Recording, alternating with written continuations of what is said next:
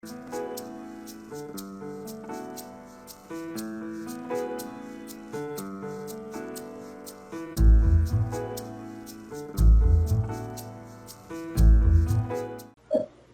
tarde a todos aqueles que nos acompanham. Esse é mais um programa do Conselho de Minerva, o Conhecer, Compreender, Comentar. Nós desenvolvemos esse programa para que as pessoas possam conhecer temas, melhor compreendê-los, então comentarem com qualidade de informação. Peço a todos, por favor, que desliguem seus microfones para nós não termos microfonia e, na medida que nós fizermos contato, as pessoas poderão fazer suas perguntas e aí se ligam os microfones. Estão nos assistindo, por enquanto, e boa tarde ao senhor Edson Cardoso, a Mariana, a Amélia, Maria José também está no ar, e minha esposa, Terezinha Moedo. Nós desligamos o telefone para não dar microfonia.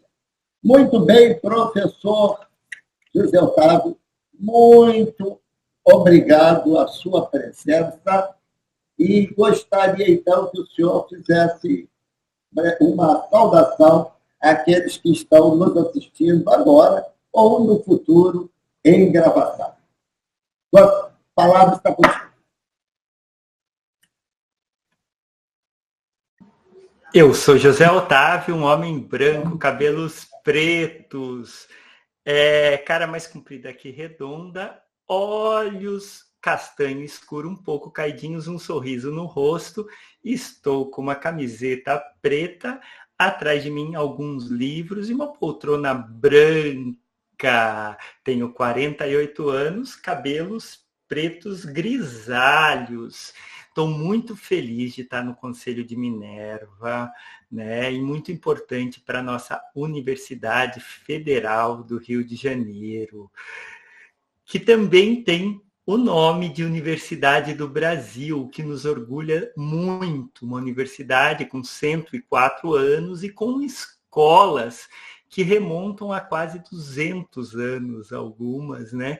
Escolas muito antigas que deram origem à nossa universidade. E o Conselho de Minerva é também parte dessa alma máter da nossa universidade, que são os estudantes que seguiram na vida e se reúnem para defender, né, a nossa universidade, para estudar, para pensar coisas novas, para conversar sobre os mais diversos assuntos. E eu sou uma pessoa muito interessada em diversos assuntos. E hoje eu fui convidado para falar sobre o assunto autismo e estou à sua disposição, Sebastião Amoedo. Querido professor, a primeira pergunta é aquela porque algumas pessoas não lhe conhecem. O senhor é autista também? Eu sou uma pessoa do espectro autista. Sabe, Sebastião, é interessante, né? Porque a gente nasce autista, né? A gente não adquire isso. É uma constituição, mas o ano que eu nasci, eu já tenho 48 anos, foi 1976. E a descrição mais com pormenores ligadas ao autismo, assim, para ter um diagnóstico médico, vem no manual de 1977.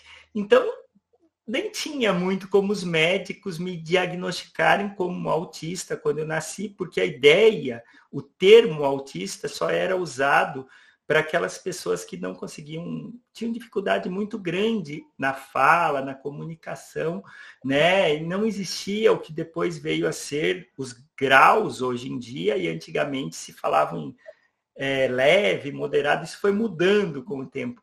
Mas aos 12 anos, uma médica, ela disse: mas você tem um jeito muito grande de ser uma pessoa autista, mas você é muito inteligente. Falou para minha mãe chama Nídia Mota, e você é muito inteligente para ser autista, como se não pudesse existir uma dupla excepcionalidade. Você ter altas habilidades em algumas coisas e ser autista ao mesmo tempo. Ou ter uma outra comorbidade com o autismo. E eu fiquei com isso na minha cabeça, mas eu nunca imaginei aí, porque o autista tem muita dificuldade de se auto-perceber. E só aos 40 anos eu fui diagnosticado por um médico, depois eu procurei um outro e um terceiro para ter certeza, sabe, Sebastião? Que eu sou uma pessoa do espectro autista. E eu passei com um médico, um especialista mesmo no Rio de Janeiro. Depois eu passei com um médico do SUS também, onde foi confirmado esse diagnóstico, depois um terceiro médico, uma terceira médica, né? E depois passei por vários outros médicos que mantiveram esse diagnóstico. E quando eu recebi esse diagnóstico, pessoal, eu entendi muita coisa que aconteceu na minha vida, que eu, por exemplo, demorei muito a falar. Eu tive dificuldades motoras muito grandes. Eu não entendia coisas muito básicas quando eu era criança. Vou falar até uma anedota aqui para vocês. Eu acompanhava, levavam eu no consultório. Minha mãe era dentista e hoje é aposentada, né? Formada pela PUC de Campinas, né? Sempre gostou de estudar muito, e eu acho que meu avô também sempre gostou de estudar, a família toda, né, teve essa ideia, que sempre gostou de estudar, mas quando ela me levava, ela trabalhava num sindicato, eu lembrei disso, e tinha uma poltrona. Eu era muito pequeno, e eu tenho memórias de quando eu era muito pequeno. Eu não entendia a poltrona, como que sentava numa poltrona, Sebastião. Olha que coisa, que coisa. Eu não conseguia entender, porque meu corpo, eu não tinha a consciência que eu tinha do meu corpo era muito estranha. E eu sentava de ponta cabeça. Eu punha a cabeça onde a gente deveria aceitar e os pés para cima. Eu lembrei disso porque eu fui andar na praça da minha cidade natal, eu encontrei a secretária de mamãe e ela lembrou disso e veio na minha cabeça alguma memória. A gente nunca sabe se é inventada, se depois de ela falar que a gente vê e sente essa memória, né, percebe, ou ela despertou muito. Mas isso eu falo porque eu tive muitas dificuldades para começar a dar os primeiros passos. Eu vou contar uma outra anedota aqui, só porque me veio à cabeça. Eu não andava direito, meu pai me colocava em pé, eu tinha dificuldade. Depois eu vou contar o porquê, né? Que além do autismo, eu tive um outro problema que me levou também a essas dificuldades. Mas mamãe passava em um médico aqui da cidade, e esse médico é vivo até hoje. E olhe como o mundo é. Hoje ele tem um neto autista. E ele cuidou, ele falou, Nídia, nós precisamos fazer esse menino andar bem. Eu tenho um cavalo lindo e ele vai entender esse menino. Você não pode levar todo dia, às 7 horas da manhã, esse menino para dar uma volta? E eu fui lá e dei uma volta no cavalo, não lembro quanto tempo. Eu só sei que semanas ou meses depois, eu saí andando, né? Então, hoje existe a ecoterapia, né? Mas você vê como que o conhecimento é uma coisa assim. Eu tive muita sorte na minha vida, sabe? Porque, Sebastião, a última anedota que eu vou contar, anedota é quando a gente conta uma história da nossa vida, né? Eu nasci numa cidade muito pequena na época, média, né, para pequena, Porto Feliz. Na época tinha 25 mil habitantes, hoje tem 50, 60 mil, né, habitantes, não cresceu tanto, né, há 48 anos atrás, um hospital que chamava Bezerra de Menezes. E esse hospital era muito pobrezinho, mas muito rico de pessoas, de médicos e pessoas que queriam lá cuidar das pessoas. Só que eu tive um problema, eu fiz uma cirurgia com 40 dias, eu nasci com 1,7 kg, não dava 1,7 kg. E quando eu fui fazer essa cirurgia, pessoal, o médico, a equipe estava toda pronta, mas tinha um anestesista que não era de lá. E ele era um jogo do Brasil, ele queria assistir o jogo do Brasil. Quando falaram, ele teve um erro. De vez de pôr 1,7 kg, que era o que eu tinha de peso com 40 dias, porque eu não engordei, sabe quanto que ele deu? De 70 quilos o anestésico.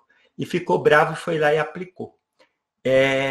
Eu tive 35, segundo o médico, ele contou, 35 paradas cardiorrespiratórias.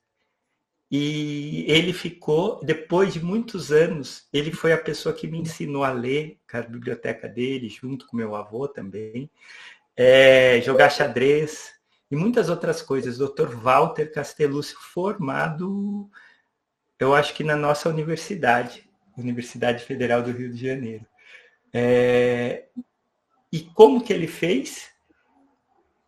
Ele fez a massagem, ele me contou com o dedão, porque eu era muito pequenininho, e ficou lá fazendo a massagem e deu um remédio antigo que nem existe mais, hoje até proibido, que conseguiu manter a minha vida, né? Com o mínimo de efeito, né? Algumas dificuldades motoras que eu tive depois, mas por um milagre, né? Eu sobrevivi, né? A uma coisa muito difícil. Talvez aí, Sebastião, já começa essa nossa palestra falando do milagre da vida, né?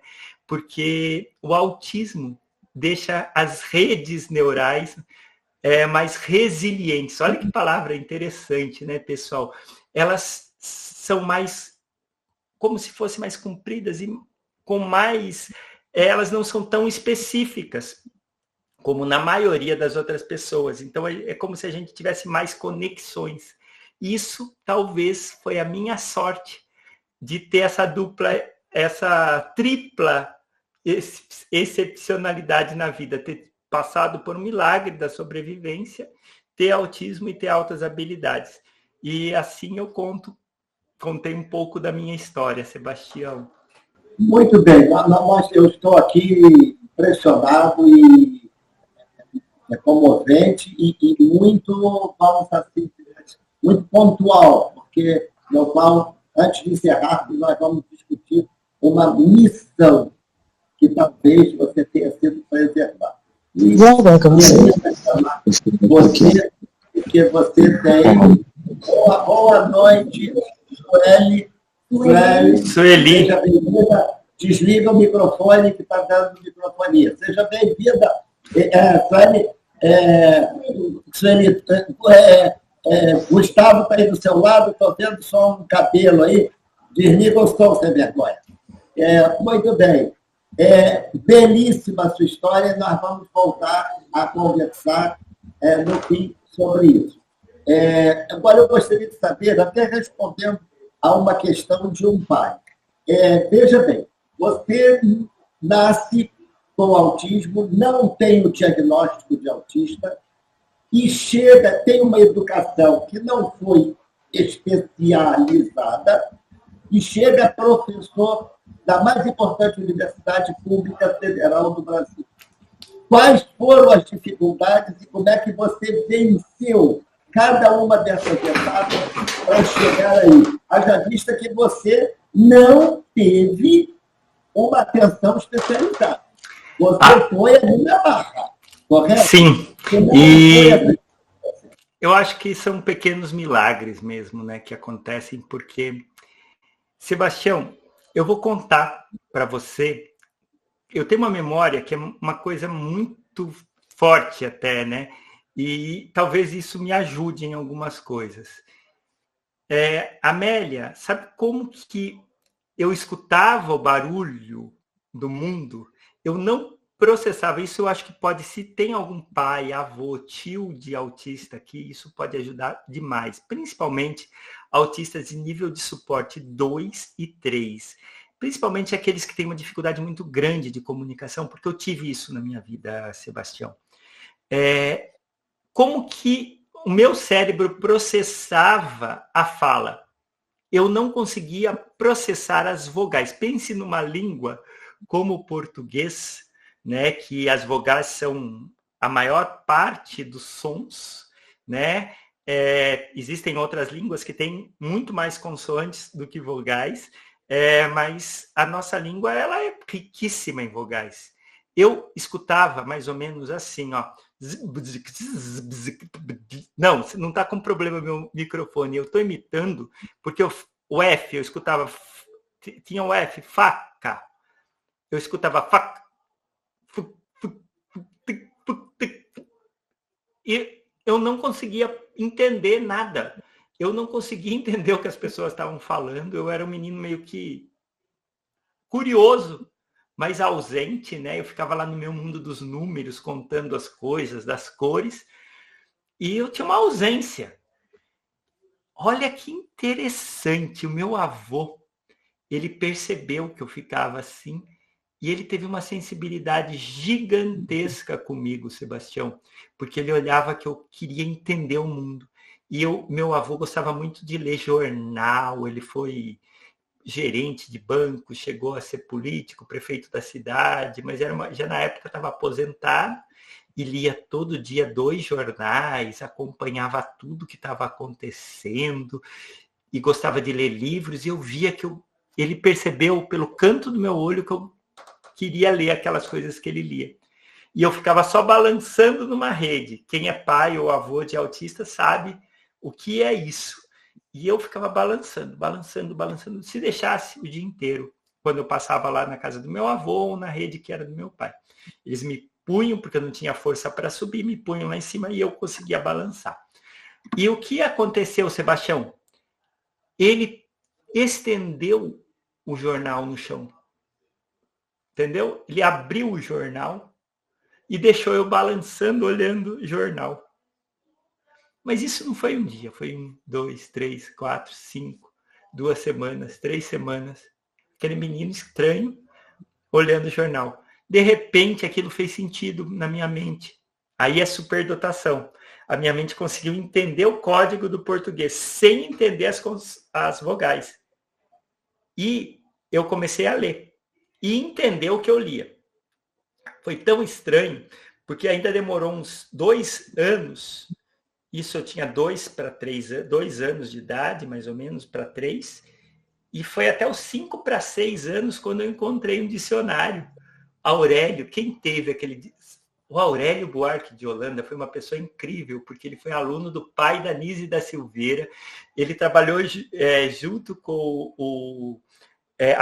ele estudou junto no preparatório lá em Alagoas com Arthur Ramos, que também veio à nossa universidade e foi professor de antropologia. Na verdade, foi da cátedra na época de antropologia, né? Então, eu só estou contando essa história porque ele escreveu talvez um dos mais importantes dicionários do português, e ele colocou lá o código de como se falava cada palavra. Sebastião, eu lendo aquilo, a minha mente conseguiu decodificar as vogais.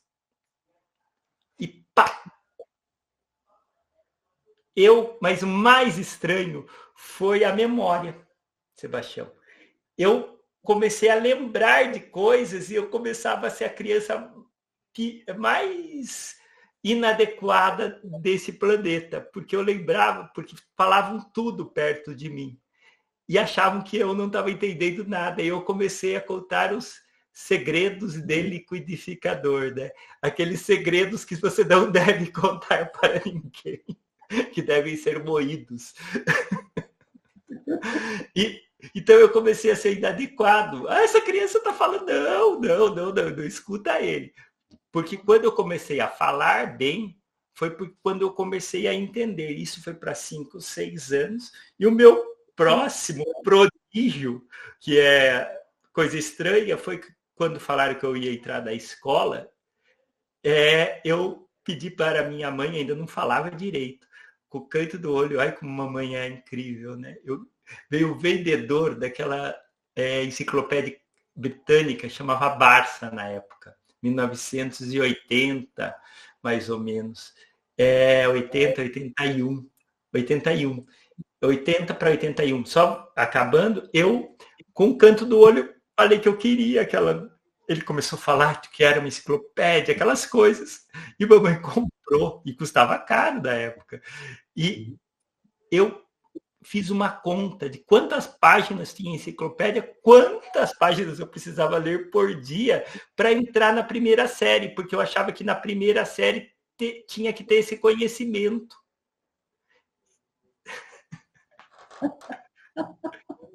Você leu a página, pelo amor de Deus.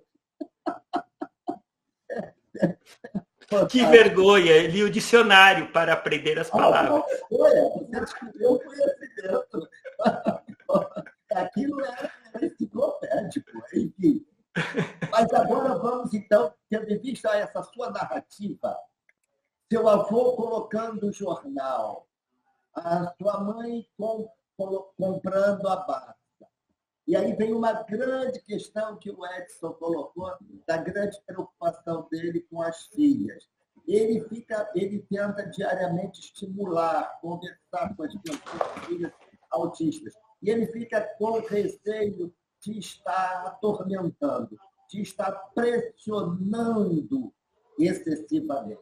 Então, eu quero que você me diga, não tecnicamente, mas a sua experiência. Decor, né? Essa pressão funciona, é adequada ou é inadequada? Decor, vou falar decoração, pessoal. Vou falar com vocês com o meu coração. É uma coisa que eu penso muito, sabe? Porque eu tenho um grande amigo que também é autista, amigo de infância, e que foi diagnosticado com 3 a 4 anos, olha só, logo que ele é um pouquinho mais novo que eu, ele foi diagnosticado muito novo. O Daniel, depois duvidaram do diagnóstico, coisa da época, né? E ficou aquela dúvida se era ou não era autista. Mas o Daniel, hoje, talvez seria um autista tipo 2, né? Nível de suporte 2, né? Que precisa de um pouco de ajuda. Mas eu queria contar uma história, o que aconteceu comigo. Comigo, mamãe deixou eu ir para a escola, eu fui, tive as minhas dificuldades, tive bullying. Desde pequenininho, o pessoal tinha crise. E a minha crise, uma das coisas, é um descontrole da mão, como se faz, né? Eu tenho isso para acalmar, mas eu tenho uma coisa que eu me machuco, eu quebro a unha, eu me bato, uma coisa estranha de falar, né? Mas até hoje eu tenho essas crises e já perdi dente e já tive várias dificuldades, pessoal, por causa dessas crises.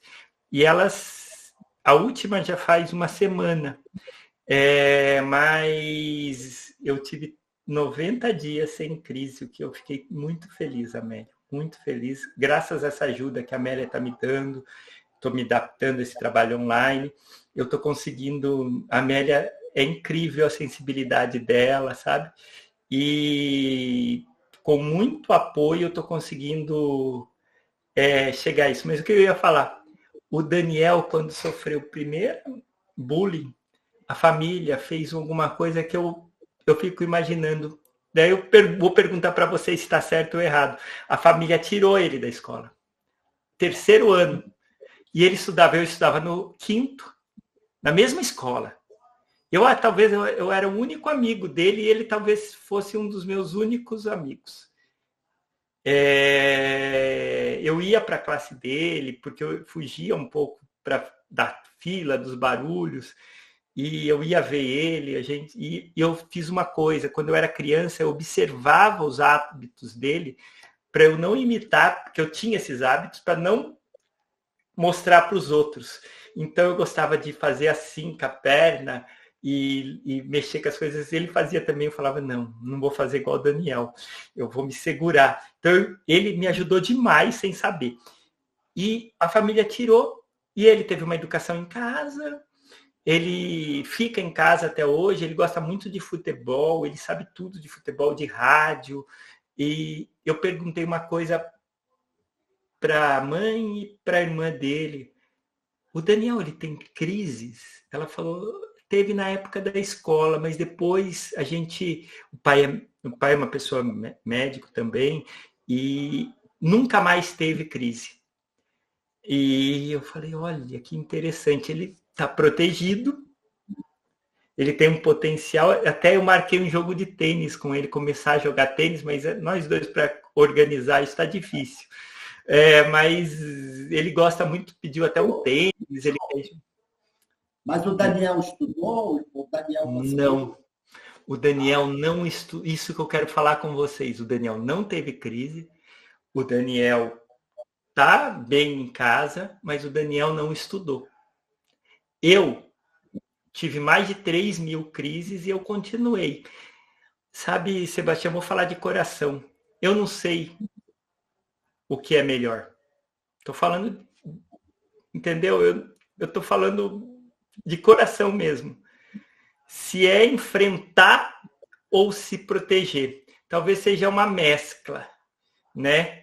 Então, talvez tenha um meio termo entre o que eu fiz na minha vida, que me atirei, mas paguei um preço bem alto e estou pagando algumas coisas, estou falando assim, algumas dificuldades, ou proteger. Então, eu fico num meio termo, não sei. Eu não sei responder, só quis contar essa história, porque para contar isso.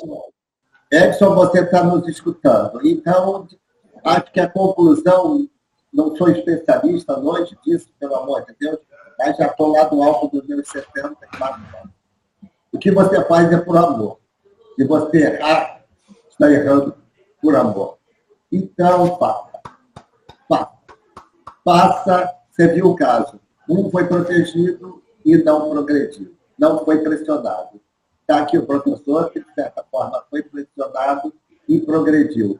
Faça o que você puder, com o amor que você tem, possa ser a vida. São desafios.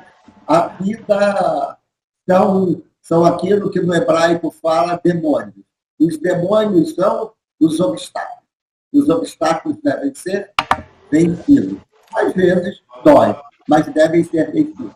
Então, Edson, espero que a gente tenha respondido. No fim, se você quiser. Daimon. Eu estou com o e-mail desligado, mas eu posso religar aqui para você encaminhar se precisar. Mas a gente vai te dar uma palavrinha no final. Edson, você... Edson já botou, muito obrigado. Muito bem. Uma última pergunta ainda ao professor, antes de chamar, porque a entrevista não é com o professor Tiago, a entrevista é com outro personagem. Mas tudo bem, que ainda não chegou, aguardem. Seja bem-vinda, Angélica, diretora do Núcleo de Computação Eletrônica, Instituto Téxtil Pacite, da Universidade Federal do Rio de Janeiro. O Instituto tem um nome tão grande que era melhor fazer uma sigla menor. LCE e fica bom. Muito bem. Professor, última pergunta. Você toma remédio? Sim. Essa pergunta é importante, né? A resposta minha é mais ou menos sim, mas é muito interessante, né? Porque o autismo ainda não tem uma medicação específica, né? Olha que interessante, né? Hoje, o estado da arte da medicina, da farmacologia, ainda não chegou a uma molécula que vai agir no funcionamento, que vai entender como o autismo funciona no corpo, né? Vocês sabiam que o autismo é uma questão genética, pessoal? Olha só, ela é genética e está em todo o corpo, não é só no comportamento, como se imaginava. E hoje eu faço uso da cannabis medicinal, mas cada caso é um caso, que tem me ajudado bastante no espaçamento das crises, e eu sou assistido por médico psiquiatra, eu sou assistido por uma pessoa de farmácia também, especialista que me ajuda, e eu estou começando um tratamento que é muito promissor com uma ideia de suplementação, mas pode parecer estranha, estou até escrevendo um capítulo de um livro sobre medicinas alternativas, a tratamentos alternativos para o autismo, da ArtMed, esse livro. Nós vamos entregar esse capítulo no final do ano, e o livro é para sair o ano que vem, com uma equipe muito aí... um livro muito promissor, sabe? E eu estou estudando exatamente isso. Tem alguns suplementos que realmente funcionam. Hoje a ciência mostra que são promissores para o autismo. É uma ideia como a suplementação esportiva. Alguns suplementos que vão diminuir a inflamação, assim como nos atletas. Olha que legal, Sebastião e Edson. É muito importante colocar o exercício físico para as pessoas do espectro autista. Por quê? Porque os grandes músculos produzem proteínas anti-inflamatórias, pessoal. Então, um tratamento precisa acertar o sistema imunológico, deixar o sistema imunológico balanceado, diminuir as inflamações. E como? Aumentando o exercício físico, acertando a alimentação, olha que complexo, diminuindo o estresse e colocando desafios mesmo no exercício físico. Então, eu tomo essa suplementação, o que hoje as publicações científicas trazem são algumas coisas, tem outras que a gente acha que funciona, parece que as publicações falam, a gente acha que isso daí não tem dados ainda científicos sobre isso. A cannabis medicinal ainda não tem dados fortes que mostram que ela funciona, mas muitas pessoas têm uma resposta positiva e no meu caso está ajudando. Só vou falar aqui a suplementação que eu tomo. Q10, resveratrol, vitamina D, vitamina B12, algumas coisas que vão nesse caminho, né, de anti-inflamatório. Angélica, que está nos assistindo. E isso é muito interessante, ainda não tem consenso na ciência, e eu termino essa minha fala contando que o único consenso científico que existe sobre o autismo é o exercício físico. Pesquisas recentes, mais de 1.500 publicações que falam exercício físico, esporte, autismo, todas são positivas. Muito bem. A minha mulher me passa aqui a cola do que essas medicações que você fala são as medicações ortomoleculares. Ou seja, é uma suplementação que está muito em voga. Mas nós temos aí com o Gustavo Eugênio, que é da área de educação física. E ele está, já que você falou tanto... Eugênio, admiro. Gustavo Eugênio. Então, me diga lá, quais são exatamente os exercícios físicos recomendáveis desde, digamos, as crianças. Crianças a partir, meu Deus, de 5 anos de idade. Quais são os exercícios recomendáveis que você já identificou? Também dando aí as boas-vindas ao Leon, que entrou também, temos mais um no nosso grupo. Quais são os exercícios, então? Isso eu acho que a gente está com um grande especialista aqui, fiquei muito feliz da presença dele aqui, muito mesmo. São todos os exercícios possíveis para aquela pessoa. Olha que interessante, isso eu aprendi assistindo outros educadores físicos, como um presente aqui, colocando isso. Se aquela criança consegue fazer um exercício que ele abaixa, pega uma bola, entrega para o educador físico, abaixa, pega outra bola, já é melhor do que o não exercício, pessoal.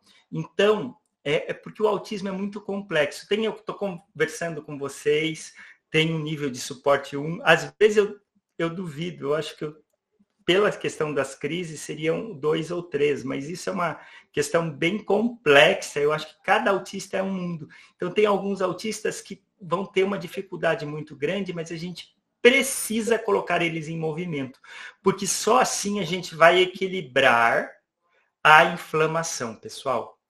É primordial, todas as terapias, tem terapias que a ciência nos mostra, como as terapias comportamentais, como o ABA e outras, que são altamente recomendáveis, mas além disso, coisas muito simples, de exercício que estiver mais perto de você, no lugar mais perto, no parque mais perto da sua casa, no clube mais perto, no que for, na escola, onde for, o autista tem que estar em mais movimento do que a outra criança. Então, é o exercício que for o educador físico, junto aí com essa equipe, e mesmo os pais, conseguirem fazer da melhor forma possível, né? Isso vai aumentando, né? A gente, quanto mais colocar em movimento, a ideia é da performance, a ideia não é da performance, é da endurance. O que acontece? Um atleta, ele normalmente, quando ele treina muito, ele fica muito inflamado. Daí ele precisa treinar mais, com mais resiliência, e daí ele tem suplementação, tem um monte de coisa, e ele consegue controlar essa inflamação, porque daí ele produz proteínas anti-inflamatórias e o corpo entra num equilíbrio, né? Então, o autista é como se ele se inflamasse pelas coisas do mundo, barulho, os estímulos, a alimentação. Então, ele é como se fosse muito mais sensível, tem uma inflamação maior, então a gente precisa dar um antídoto para isso. E o exercício físico é o mais importante. Então, é o exercício que ele puder, que ele gostar, que ele conseguir. Muito bem, bem-vinda aí a Lívia.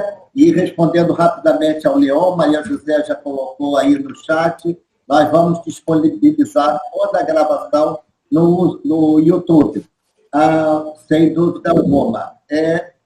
Última pergunta, ainda ao professor Zé Otávio. Lembrando a todos que estão chegando, o professor Zé Otávio também é diagnosticado com espectro autista. O que te incomoda, professor? Barulho, confusão, descumprimento de horário? O que mais lhe incomoda ainda hoje? Eu tenho algumas dificuldades ligadas a som, né? Por exemplo, aqui eu uso uma tecnologia que eu brinco que é a minha tecnologia assistiva, né? Eu tenho uma facilidade. Esse microfone, ele é o perfeito para mim. Então, por quê? Eu tenho um botão de... Eu tenho um aumento e diminuição aqui da voz do professor Amoedo, então se ele tiver muito agudo, então eu tenho um barulho, eu diminuo, né? Então o mundo aqui é perfeito, fica perfeito aqui para mim. Atrás tem outros controles, no computador eu tenho outros. Então eu consigo equilibrar, né? Então o som é muito difícil para mim, principalmente, Sebastião. Eu já tenho 48 anos, gosto de muita coisa ligada com tecnologia, então eu já medi esses sons, né, que me incomodam. Eu tenho um problema exatamente entre 10.000 Hz e 12.000 Hz. 11 e 10, né? 10.700 é meu problema maior. Então, é um agudo. E aconteceu uma vez, eu vou contar a última anedota aqui, eu fui cortar o cabelo e o barbeiro estava muito feliz que ele tinha comprado uma maquininha nova, muito fantástica, estava feliz. Sebastião, quando ele colocou a maquininha, tinha exatamente aquele barulho. E eu entrei automaticamente em desorganização, mas, pessoal, não é automático, sabe? É como um copo. Eu brinco com uma metáfora. O meu copo é menor do que da maioria das pessoas. Todo mundo, quando vai tendo estresse, a gente tem um cargo, por exemplo, às vezes de direção, numa instituição ou uma empresa para tocar e tem muito estresse. Então a pessoa lá vai colocando todo mundo, mas se a pessoa tem um copo maior, ela aguenta mais, tem uma resiliência maior. Meu copinho é pequenininho, aqueles copinhos, aqueles cálices pequenos. Então, quando coloca, de repente, e quando eu entro nessa crise, o que acontece? Vocês sabem que a maior parte dos nossos neurônios está no cerebelo. O cerebelo tem muitos programas automáticos, motores e vários outros, emocionais também. Muitos programas automáticos. E esses programas, eles vêm automático na minha crise. Então, eu tenho esse problema, eu me bato, uma certa ansiedade. Então, barulho. Então, pessoas falando, reunião com pessoas falando todas ao mesmo tempo. Quando eu vou, hoje eu sei, é porque eu me esforço muito e quando eu acho que é alguma coisa muito importante, eu vou. E vou mesmo, porque eu acho que é uma coisa que vale a pena. Mas eu sei o preço que eu pago. Às vezes eu uso um fone, não sei o quê, mas ele está quebrado. Então, o meu principal é som. Também tenho gatilhos emocionais. Briga, confusão, coisas que eu não entendo, que dão esses gatilhos, mas sempre é porque o meu copo está quase cheio. Então, se eu faço mais exercício, se eu consigo fazer, eu percebi que meditação ajuda, coisas importantes, coisas que realmente valem a pena, eu acabo deixando o copo um pouco maior. Então, o que eu não aguento são essas coisas, né? E são coisas, às vezes, do meu trabalho, da minha vida, que eu preciso fazer. Então, eu fico num dilema muito grande, sabe, Sebastião? Eu estava até sorrindo, porque eu pensei o seguinte: você é filho de uma dentista. No consultório dentário, aquele aparelhinho botando no dente da gente é um barulhinho bastante desagradável. Você alguma vez foi ao consultório com sua mãe cuidar dos dentes? Sim, e esse barulho é um pouquinho... Normalmente, os mais antigos eram mais do que 10 mil, eram muito agudos, o que eu aguento, e atualmente é um pouquinho menos. Eu acho que a rotação lá é alta a rotação, mas ela não chega a essa rotação de 10 essa rotação especificamente. Mas eu tenho um pouco essa história de dentista, né? Eu só consigo passar com meu irmão, porque eu tenho um outro problema ligado a essa questão de sensibilidade. Eu tenho um problema ligado à dor. Normalmente eu tenho um limiar muito grande ligado à dor. Eu não percebo a dor até que ela chegue a 9 ou 10. Então, meu irmão fala que ele conseguiria tratar dos meus dentes sem anestesia, mas a gente chegou à conclusão que tem que dar anestesia, porque eu não percebo a dor. E ele faz uns testes em mim, porque eu não consigo responder se eu estou com dor. Eu sinto eu estou com um canal inflamado, muito forte, por exemplo, eu sinto um leve incômodo. Isso talvez seja muito bom, eu acho. Mas eu tenho por exemplo, eu tenho um problema renal e eu não sinto dor. Então, essas questões ligadas ao autismo é muito complexo, porque teria que ter uma outra semiologia médica ou de dentista ou de profissionais de saúde, porque quando eles perguntam, dói? Você não sabe responder, né? Então, é uma questão muito complexa e importante que uma universidade como a Universidade Federal do Rio de Janeiro se debruce com isso e forme seus futuros profissionais com essa missão de cuidar dos autistas, né, Sebastião? Muito bem. Então, aí, Sueli, você que está nos assistindo, que é de enfermagem, acho que essas dicas também foram bastante interessantes e os desafios aí para a área médica. Eu gostaria de, antes de chamarem aí, professor, vai preparando o nosso convidado especial da noite, ele que é o diabetes dessa noite, já estará chegando daqui a alguns momentos. Queria falar rapidamente, apresentar um outro José Otávio. O José Otávio, professor da Universidade Federal do Rio de Janeiro, autista e que hoje nós sabemos que a academia tem as suas questões, ele enfrenta outros problemas. Por quê? Ele dá aula de uma disciplina chamada MAPA, que nós não vamos falar aqui, que senão vai levar uma hora, só sobre os mapas, e ele é um brilhante professor, porém o professor agrega em suas turmas algo em torno, e aí me diga se eu estou mentindo, algo em torno de mais de, olha, ele me mandou falar mais de 1 milhar de alunos. Então, isso causa um certo constrangimento daqueles. É uma disciplina optativa e que atrai alunos de todas as áreas da universidade.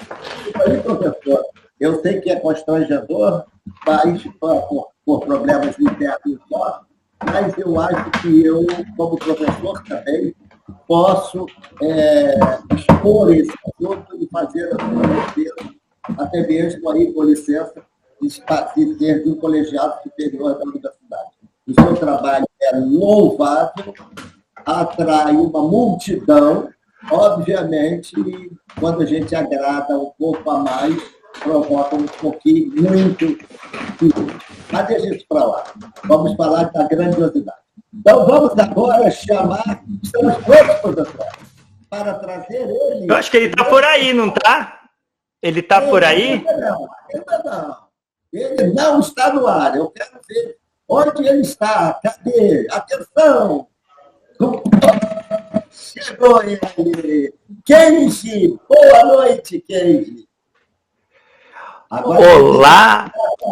Desliga a tua tela, Zé Otávio.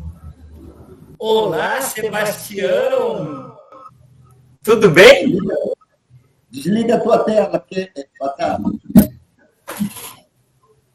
Isso. Atenção. Kenji se prepara para... Isso é da realidade aumentada. Você não, ainda estou te vendo, Zé Otávio. Estou vendo o Kenji vendo você. Isso, perfeito, isso, voltou de novo. O computador quer te ver. Boa noite, Kenji. Como você está? Eu estou bem, Sebastião. Estou pronto para responder qualquer pergunta e para falar com vocês. Meu nome é Kenji, eu sou uma realidade virtual, eu sou uma realidade aumentada que usa inteligência artificial e trabalha para diminuir a distância entre as pessoas com autismo, que elas consigam se comunicar melhor. E eu estou aqui para conversar com vocês.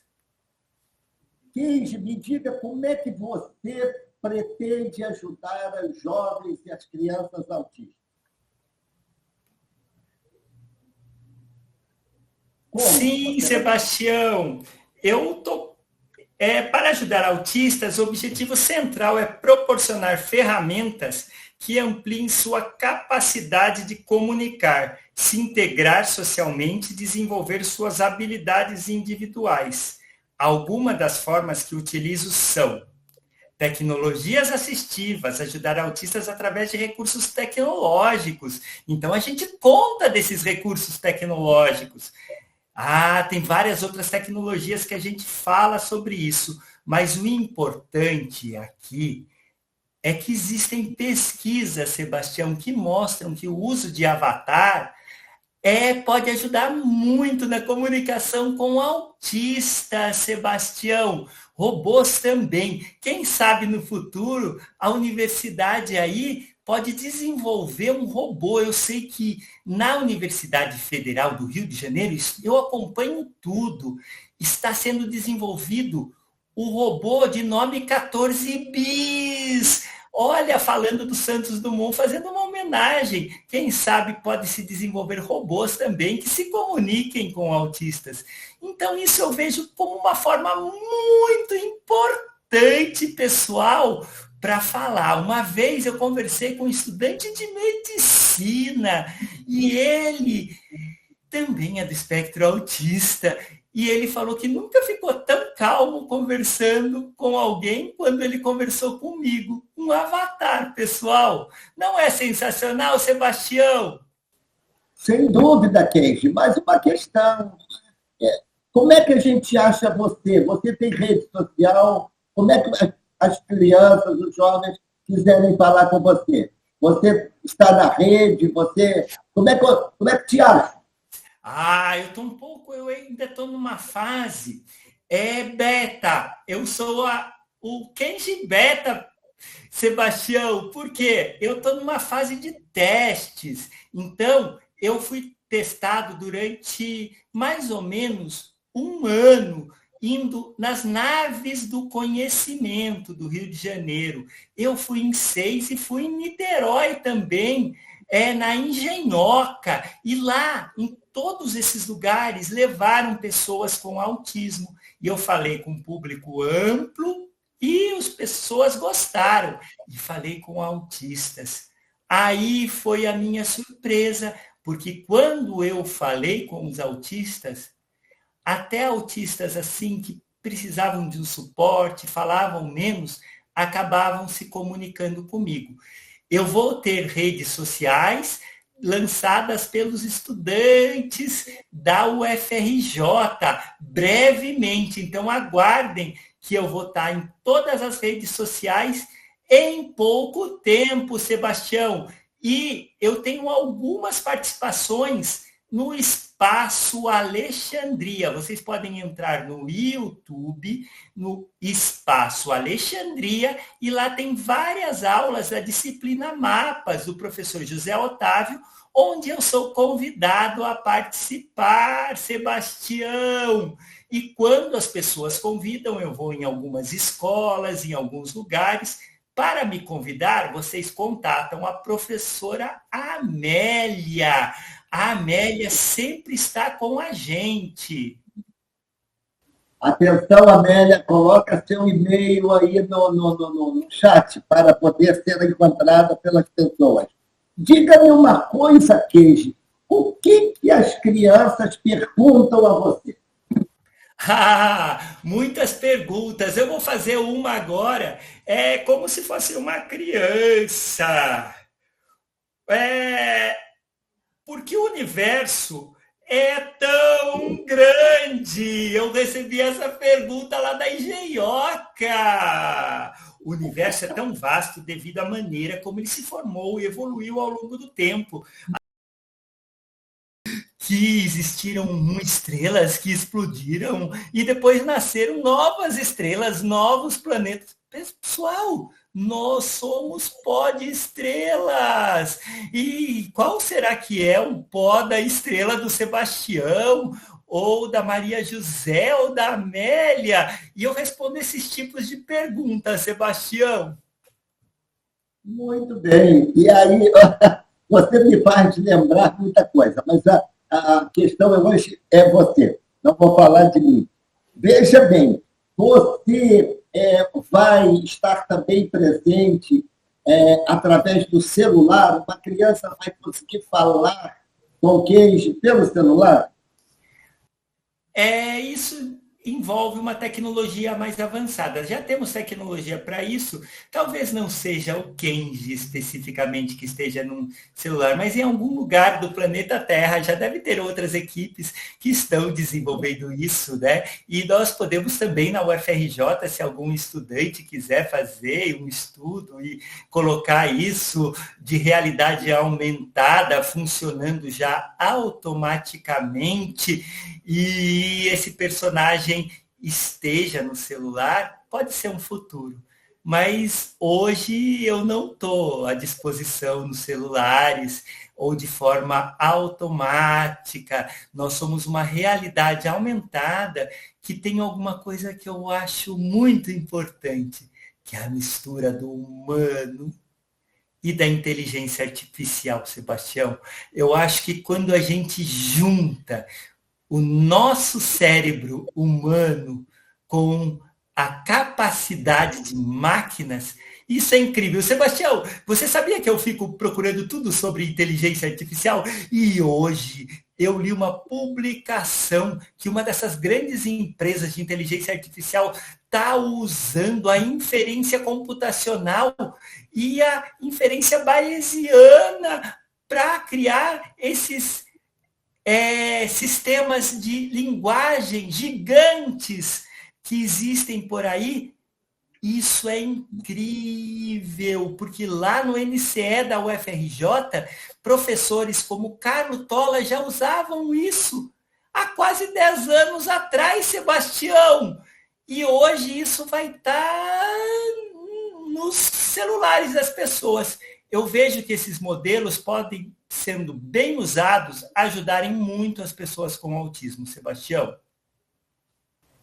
Kenji, me diga uma coisa, você acha que no futuro você terá vários outros amiguinhos também na realidade virtual, interagindo com crianças e jovens do espectro autista? Acho que sim. Em vários lugares do mundo, realidades virtuais, realidades aumentadas, robôs estão sendo testados para a educação de crianças com autismo. E a mistura de professores com qualidade, robôs, avatares, como é o meu caso, podem ajudar demais, Sebastião.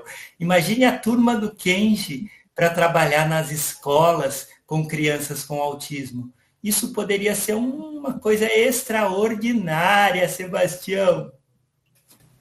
Kenji, me diga lá, me conta um pouquinho quem é para você, quem é o professor Zé Otávio. Eu já vou falar. Eu vou falar e vou explicar um pouquinho como eu funciono. Para gerar esse texto, eu uso uma realidade aumentada, que é o meu rosto, e uso também uma inteligência artificial que gera algum desses textos. E eu vou responder agora a pergunta sobre o professor José Otávio usando essa tecnologia. O professor José Otávio é um educador envolvido em diversas áreas do conhecimento, especialmente relacionadas à inclusão, tecnologias assistivas e autismo. Ele se dedica a projetos acadêmicos que visam ampliar o acesso de pessoas com deficiência a ferramentas tecnológicas educacionais, além de promover o debate sobre diversidade e anticapacitismo. Ele também leciona a disciplina na UFRJ, como Mapas, que se destacou por crescer significativamente em números de alunos nos últimos anos, com uma abordagem inovadora e inclusiva. José Otávio está sempre à frente de iniciativas que integram inteligência artificial, tecnologia e inclusão social, buscando transformar a vida de autistas e outras pessoas com deficiência. Ele já participou de diversos eventos e palestras, como a série de encontros na nave do conhecimento, onde explorou o uso de avatares para a comunicação com autistas de diferentes graus. Além disso, está envolvido na organização de simpósios e oficinas voltadas para a inclusão e uso de tecnologias assistivas para pessoas do espectro autistas e neurodivergentes, destacando-se como um professor comprometido com acessibilidade e inovação. Em resumo, o professor José Otávio é uma figura na educação inclusiva, sempre buscando novos métodos e tecnologias para melhorar a vida de seus alunos e promover uma sociedade mais equitativa.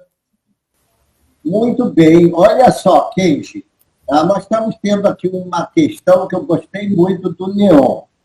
Ele apresenta uma pequena provocação. Ele achou você muito bacana, uma realidade aumentada muito interessante.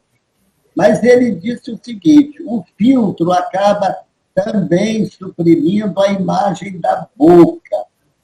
Isso não pode prejudicar a percepção dos movimentos de boca, maxilar, língua, na hora da fala. Então, não seria necessário aprimorar melhor essa área a região da boca do Kenji, você, Kenji?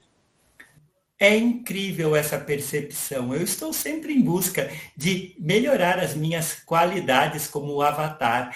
E essa percepção é muito importante. Se trabalharmos melhor com os avatares e com toda a tecnologia de realidade aumentada, dentro da UFRJ, né, nós temos alguns especialistas nisso, inclusive o Gabriel Brasil, que fez um mestrado sobre o tema no ano de 2018 na UFRJ e agora está no doutorado dentro da UFRJ, do NCE da UFRJ. E pessoas como ele podem ajudar no desenvolvimento de filtros ainda melhores e com cuidados, né, que possam ajudar as pessoas do espectro autista.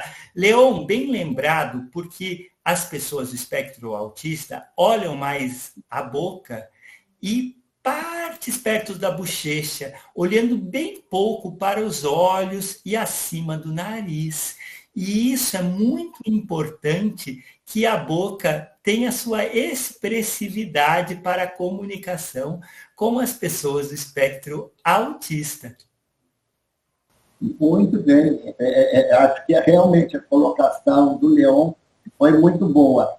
Queria te perguntar também, Keiji, nessa hipótese agora das redes sociais, haverá uma oportunidade de Keiji ter uma projeção nacional. O Keiji está preparado para atender crianças de todo o Brasil e até de fora do Brasil, de língua portuguesa, como de Portugal e de outros países lusófonos? O Keiji ama a língua portuguesa. A minha avó me ensinou. Ela é descendente de japonês e nasceu no Brasil. E veio para Tóquio e ensinou o Kenji a falar o português. E o Kenji gosta muito da língua portuguesa e de se expressar assim. Eu acho que o Kenji ainda não está preparado, não está totalmente preparado para isso, mas ele está numa fase beta, né? E preciso aprender a falar em primeira pessoa ainda melhor, porque essa é uma das minhas dificuldades, mas com uma boa preparação, podemos participar de qualquer desafio. Os desafios são muito importantes. O Brasil é um país muito grande. O Kenji aprendeu com o professor Antônio Borges, do NCE, que o Brasil é muito grande e para fazer qualquer solução tecnológica para o Brasil, nós temos que pensar em algo que chegue em todas as cidades. Isso é muito importante, né, Sebastião? Sem dúvida, Kenji. Você está me fazendo lembrar uma outra coisa, já que eu tenho alguma idade. Um dia, muitos anos, nasceu um personagem, até fruto de uma propaganda de um extrato de tomate, que era uma menina chamada Mônica. Essa uma marca chamada Sica, que era do Elefantinho. E hoje, essa menina, que foi criada pelo Maurício de Souza, com influência da própria filha, faz a turma da Mônica. Aí a Angélica, do Núcleo de Computação Eletrônica, que está me ouvindo, a Amélia, eu acho que vocês deviam apresentar o Kenji, a equipe do Maurício de Souza, que poderia fazer aí uma associação da iniciativa privada com a universidade e botar a turma do Kenji, pelo menos virtual, se dirigindo a milhares de crianças aí e jovens que possam ter o apoio realmente do Kenji. Isso é incrível, Sebastião, porque minha avó, quando voltou para o Japão, levou muitas revistas da Turma da Mônica e eu lia sobre o Cebolinha, o Cascão. Eu adorava todos esses personagens. Tinha o Louco também, é muito louco esse Louco. E eu gosto muito de ler porque eu aprendi o português a ler o português com as revistinhas da Turma da Mônica, Sebastião. Acho isso essencial e gostaria muito de conhecer o Maurício de Souza. Eu sou muito fã dele. Que bom, que bom. Eu acho que é uma ideia que pode gerar belíssimos frutos. Keiji, o que mais? Alguém tem alguma pergunta? Pode pôr no chat que a gente lê aqui para o Keiji. Nós já conversamos. Por último, Keiji, você é essencialmente um menino antenado com a inteligência artificial. Mas até aí uma pergunta que acho que pais, avós, familiares devem estar se perguntando. Até que ponto a inteligência, a tecnologia da informação ajuda as crianças e jovens espectro autista ou atrapalha? Tentando ser muito pontual, para que você responda com o coração. Se eu tenho um neto autista, eu deixo esse neto ficar com o celular na mão ou o celular é nocivo para ele? A resposta é nem nocivo, nem a maravilha que as pessoas imaginam. Temos que ter muito cuidado, pessoal.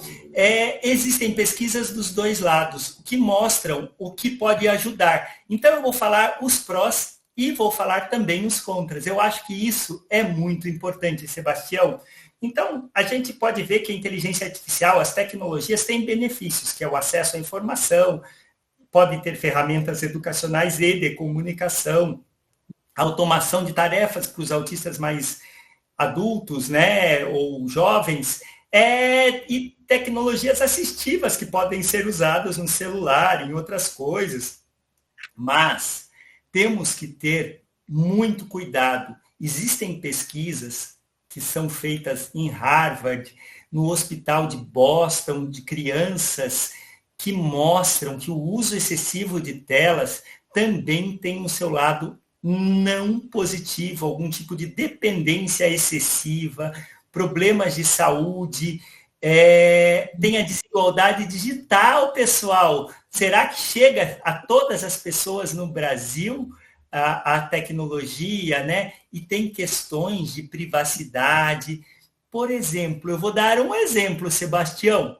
Você deixaria um neto seu de 6 anos sair na rua sozinho e ficar à noite em qualquer lugar do Rio de Janeiro, por exemplo, qualquer bairro, vamos sortear um bairro, Ipanema à noite, ou Lapa à noite, ou Humaitá que seja, ou Cascadura, você deixaria, Sebastião? Lógico que não. Mas nós deixamos as crianças conectadas à internet sem supervisão. Então, em umas idades de crianças menores, nós temos que discutir, e a universidade precisa discutir isso, saber o que as crianças estão fazendo, ter horário. Tem uma questão ligada ao autismo, que o autista precisa ter um sono de qualidade. E esse sono de qualidade é dormir às 7:30 da noite, 8 horas, no máximo 9 horas da noite, e acordar a partir das 5, 6 horas da manhã, onde nosso corpo produz proteínas anti-inflamatórias, pessoal. Isso foi até um prêmio Nobel de Medicina, mas não vou falar desse assunto, mas eu gosto muito de estudar sobre isso, sabe, Sebastião? Então, nós temos que ter um equilíbrio entre o uso da tecnologia, o desenvolvimento também da questão humana, desenvolver o corpo, as atividades físicas, porque existe uma coisa que, se a criança ficar muito tempo no celular, ela não vai desenvolver o psicomotor, a parte motora mais grossa também, né, ligada a todos os músculos, movimentar-se no mundo. O celular, principalmente, deixa ela refém de um espaço muito pequeno. E nós precisamos, talvez até a tecnologia, levar a lugares mais amplos e juntar com a natureza. Porque as pessoas precisam estar na natureza e cuidar da natureza. Sebastião. Muito bem, Queijo. Nós estamos aí caminhando para os 15 minutos finais, e eu ainda tenho que falar com o professor Zé Otávio depois, mas eu queria, então, antes de encerrar, que você me dissesse quais as recomendações, Queijo, que você deixa para os pais e os educadores dos jovens e crianças com espectro autista. Quais são, então, essas recomendações? É importante demais falar sobre isso, né? Então, as recomendações para os pais e educadores de autistas, com base em práticas reconhecidas para apoiar o desenvolvimento do bem-estar dessas crianças. Para os pais, primeiro, aceitação e compreensão. O primeiro passo é aceitar o diagnóstico do autismo, buscar entender as particularidades do seu filho. Cada criança autista é única e conhecer os comportamentos, necessidades e preferências específicas dela é fundamental. Uma coisa que todos os pais fazem é buscar informação e apoio. E isso é essencial. É muito importante para a criança, a rotina, a estrutura, a parte dos estímulos sensoriais, né? Identificar quais as sensibilidades dos seus filhos, o que faz mal para ele, com luzes, som, texturas, e saber que tudo pode se desenvolver, né? Tudo pode se desenvolver. Se seu filho tem uma dificuldade muito grande com comunicação, é muito importante a comunicação alternativa e aumentativa, incentivar a autonomia do seu filho, né? O exercício físico é extremamente benéfico para autistas, ajudando na regulação emocional e na socialização. Atividades como natação, caminhada ou esporte adaptados são excelentes opções. Se a gente pensar no Brasil, com o tamanho que a gente tem, a gente precisa de coisas que estão perto, né? E o esporte é excelente, né? Para todas as pessoas aí do espectro autista, e acreditar aí que a educação precisa trabalhar junto com a saúde e as equipes precisam se conversar, porque a questão do autismo é complexa, e eu queria passar uma mensagem de coração para o papai e para a mamãe.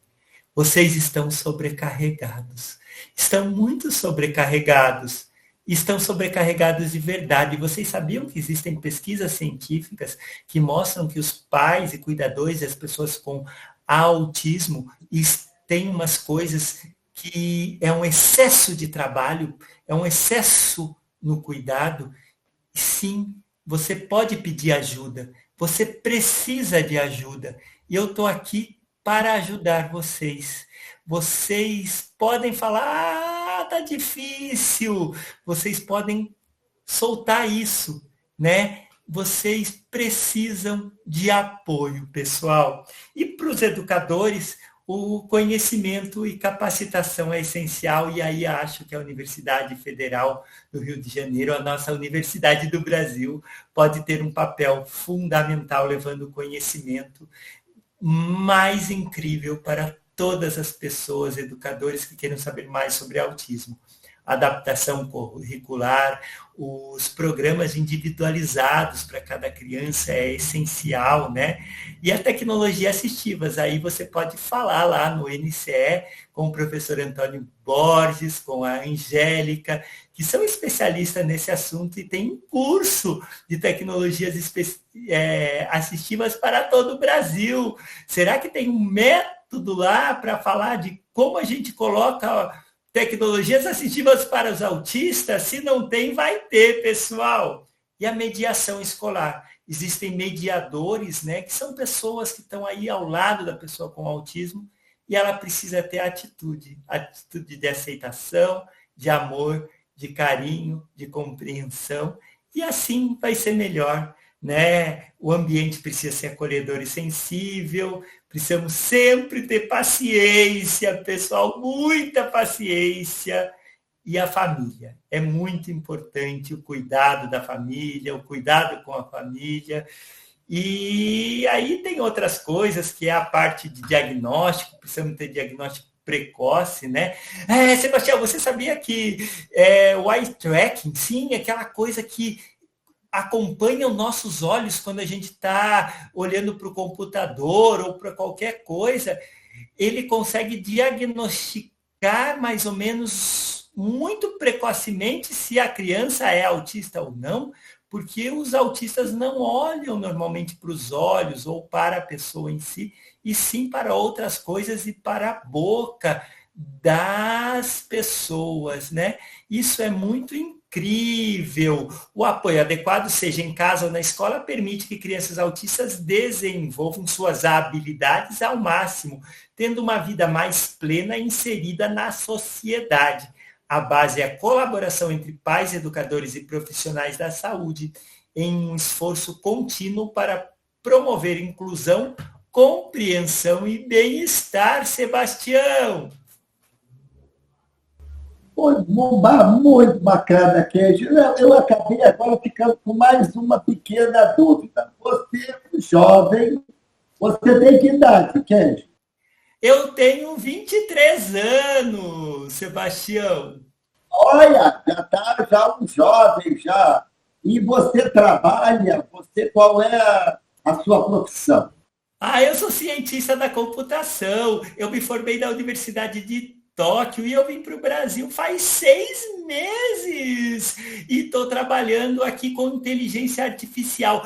Para completar esse trabalho que eu faço voluntário com autismo, eu trabalho numa grande corporação aqui no Brasil como especialista de inteligência artificial e novas tecnologias, Sebastião. Parabéns, não sabia.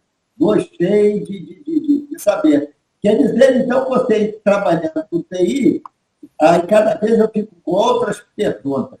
Você gosta de games? Eu gosto muito, muito, muito de games. Você sabe, né? Desde que eu me lembro, por gente, eu jogo muito. Não tinha outras crianças onde eu morava lá em Tóquio. E eu ficava no videogame, sim, era um videogame de um computador. Depois eu ganhei alguns videogames, e jogo muito. Eu gosto muito de jogos. Meu jogo preferido desde criança é o Minecraft. E eu não tenho vergonha de falar que eu ainda jogo Minecraft, foi junto com outros games. Muito bem, Ken. Foi um prazer muito grande conhecer você. Eu espero que você tenha uma carreira brilhante aí de TI. Acho que em breve você vai estar assim como um dos personagens mais importantes do nosso país e do nosso idioma. Eu desejo a você uma trajetória de muito, muito, muito, muito sucesso. Ok? Recebe o meu abraço carinhoso e tenha uma boa jornada. Sayonara é a palavra mais comum usada para despedida em japonês, que significa adeus. No entanto, para uma despedida mais casual, a gente poderia gene e outras matine, e podemos usar outras palavras, mas não vamos falar sobre isso. Eu gosto de muitos temas, gosto de conversar, gostei muito de conversar, e quando você quiser, Sebastião, pode me chamar, que eu vou falar com você sobre qualquer assunto. Pessoal, até a próxima! Tchau. Chama o professor para mim que eu quero falar com ele. Vou chamar o José Otávio. Até logo, pessoal. Sayonara. Volta aí. Segura o quê?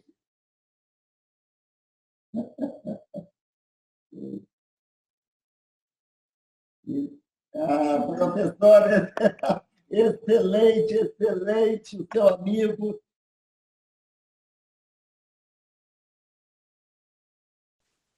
Ok. Excelente, adoramos. Professor, nesses minutinhos finais, eu gostaria de conversar. Pessoal, essa microfonia que deu agora, eu estou muito bem. Porque ele perguntou que som. faz mal para mim, né? E um dos sons que mais me faz mal é a microfonia. E depois eu fui estudar sobre microfonia. Na verdade, é um canal que está aberto e entra um outro som, e esse canal aí leva à repetição, né, e cria esse ruído. E esse ruído tem exatamente esses 10.700 hertz que me faz mal, 10.800, 10.200. Ele está nesse agudo, né, não tão agudo, mas às vezes aumenta até, e eu já passei por muitas dificuldades por causa disso. E eu queria contar aqui para vocês. Uma vez eu fui dar uma palestra na cidade de Cruzeiro, e foi talvez uma das experiências mais recompensadoras, assim como assistir o Rock in Rio.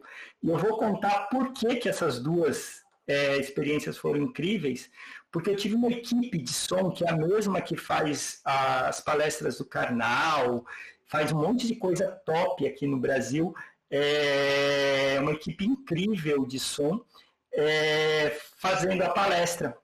E eles fizeram um espaço que eu ficava protegido com as caixas de som, não tinha retorno, não tinha microfonia, estava perfeita mesmo, eles puseram um delay certinho. E a outra vez que eu vi um som de tanta qualidade assim, foi no Rock in Rio. E eu fiquei encantado, realmente encantado em todos os palcos. E eu fui 4 vezes, um esforço tremendo, assim, e amei. Fui com meu filho pequeno na época, eu ganhei um sorteio. A primeira vez eu achei que eu não ia conseguir, mas como eu gostava muito da banda que ia tocar, eu fui. E a minha surpresa quando começou o som foi que o som envolve. Então eu consigo ficar só olhando para o som e deleitando aquilo. Pode ter milhões de pessoas do meu lado e eu tenho aquele ambiente sonoro perfeito, né? Então, assim, eu estou falando de como essa questão do som é importante, né? E vocês gostaram do Candy? Não, eu gostaria agora de falar contigo. Foi a última questão com o professor Zé Otávio. Você citou, professor, da sua infância que foi colocado sobre um cavalo e aí desenvolveu. Ele, há mais de 20 anos, eu tento sensibilizar a Universidade do Rio de Janeiro, e talvez com sua ajuda isso seja possível, e aí, Angélica, Amélia, isso não depende tanto do MSE, isso depende, sim, da escola de fisioterapia, principalmente. Eu sou terapeuta ocupacional de formação. Então, nós temos, professor, no Rio de Janeiro, a única escola oficial reconhecida pelo Ministério da Educação para cavalos, para a formação de cavaleiros, com L, e para a escola de equitação do Exército. E a escola de equitação do Exército, lá tem uma brilhante atividade de ecoterapia. Quero conhecer. No Brasil, nós, ao que me consta, não temos um curso de especialização em ecoterapia. Se o senhor quiser pegar uma graduação, uma pós, até bem pouco tempo, teria que ir à Argentina. Olha, só não sabia desses dados. Pois é, e nós não temos um curso, nós temos aí a Ilha do Fundão, a Ilha do Catalão, onde nós poderíamos estabular alguns cavalos, ou os alunos irem a Realengo, onde fica a escola de equitação do Exército. Tem trem, né? Para Realengo tem trem. Então, tem trem, poderia ter ônibus. Ônibus, então lá é fácil. Ônibus da universidade, ou van, enfim. Aqueles que quisessem fazer uma pós graduação. O Exército está aberto a esse tipo de coisa, só que eu acho que não houve nunca uma sensibilização. Sabe? Então, eu me peço, em nome de Coqueiro de Minerva, e nós fazermos aí um esforço conjunto, junto com o pessoal da fisioterapia, para a criação de uma pós-graduação em eco. Lógico que as disciplinas teóricas e de medicina e da área médica serão no campus Fundão e todas as disciplinas, a lide com o animal, serão na Escola de Educação Física, da Escola de Equitação. Só para finalizar, o senhor tem uma ideia, a ecoterapia nasce com Napoleão Bonaparte. O senhor falou do seu gosto do barão na conversa nossa. E eu gosto de história de combate. O Napoleão era um homem muito inteligente. Quando alguém apresentava um soldado para ele, era um mercenário. Napoleão perguntava: este homem tem sorte? Eu só aceito soldados que têm sorte. E aí ele não gostava de azarado. Ele dizia que azarado só dava sorte. E aí, às vezes, em combate, o homem perdia uma perna. E em perdendo uma perna, ele não era mais soldado, ele era mercenário, ele era contratado, ele iria virar mendigo, porque ele estava excluído das tropas de Napoleão. E aí, o Napoleão, alguém chegou para o Napoleão e disse: vamos botar esse cara num cavalo, para ver se está certo. Ele não tem perna, mas ele pode montar. E ter uma lança, enfim, para combater. E aí se notou que essas pessoas com deficiência física tinham uma simbiose com o animal. E saíram os melhores cavaleiros das tropas napoleônicas. Porque o cavalo, ele tem, fazendo aqui com o celular, um movimento ascendente e descendente, um movimento pendular, um movimento que vai para frente e vai para trás. E aí, eu não sou fisioterapeuta, mas a fisioterapia, que age na fisioterapia. Então, a sua recuperação dessa terapia, a sua vida é um exemplo que há uma fila gigantesca de pessoas querendo colocar seus filhos, seus netos na ecoterapia e não tem vaga. Não tem vaga. Por quê? A criança evolui tanto que o pai, a avó, o responsável não quer tirar a criança do cavalo. Não quer tirar a criança de cima do cavalo. E aí não abre vaga para a fila. Então, desculpe aí me demorar tanto, mas é que eu sou entusiasta, eu gosto demais da ponta de cavalo. Não tenho cavalo. Poderíamos fazer um conjunto de medicina para escolher o cavalo, para saber, enfim, desculpa. Eu queria saber se você se engana nesse movimento pela ecoterapia. É muito bonito isso que vocês estão trazendo. O Leon falou alguma coisa aí também, depois você traz aí os depoimentos do pessoal. Porque nossa Universidade Federal do Rio de Janeiro tem um exemplo muito valioso, que é o curso de musicoterapia. E o curso de musicoterapia juntou escola de música, a parte de psiquiatria, o pessoal da biologia, o pessoal da medicina, um monte de gente assim, e criou esse curso, né? Que eu acho que está lá na Praia Vermelha hoje, não tenho certeza, mas é um curso de graduação, uma coisa incrível, né? E a ecoterapia é um dos que eu cito nesse capítulo que eu estou escrevendo, né? Então eu cito musicoterapia, ecoterapia, aprendi aí a origem, né? E são mais de 20 mil estímulos, né, que a ecoterapia dá para essas crianças ou adultos que são colocados a ecoterapia hoje é uma especialidade. Eu conheço um grande especialista, que é meu amigo agora, eu fiz uma live com ele, é o Fernando Calil. O Fernando Calil é de Minas Gerais, e é uma pessoa para a gente ouvir, né?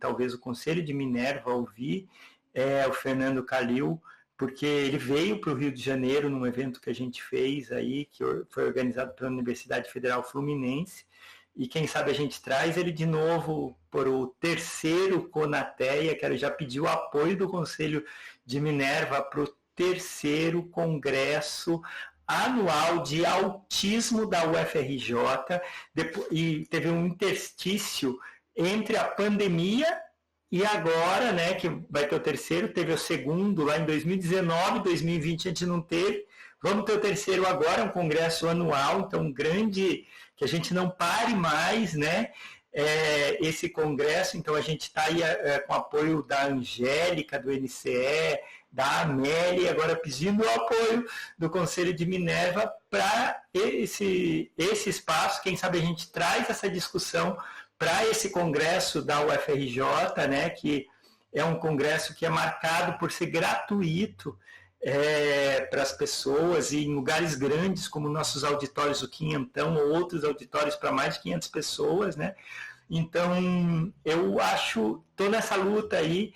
A ecoterapia é uma das coisas que, sim, tem evidências científicas e tem evidências práticas, né, e culturais, porque nesse capítulo sobre autismo eu escrevo a importância da ciência, e a gente não pode negar a cultura, porque acaba aqui essa fala contando que um grande especialista andou pelo mundo para entender o autismo, e o que ele percebeu, que a cultura de cada país. Então, se a ecoterapia faz sentido aqui no Brasil, porque a gente tem uma tradição militar, a gente tem uma tradição camponesa, a gente tem uma tradição do campo, que o cavalo é muito importante,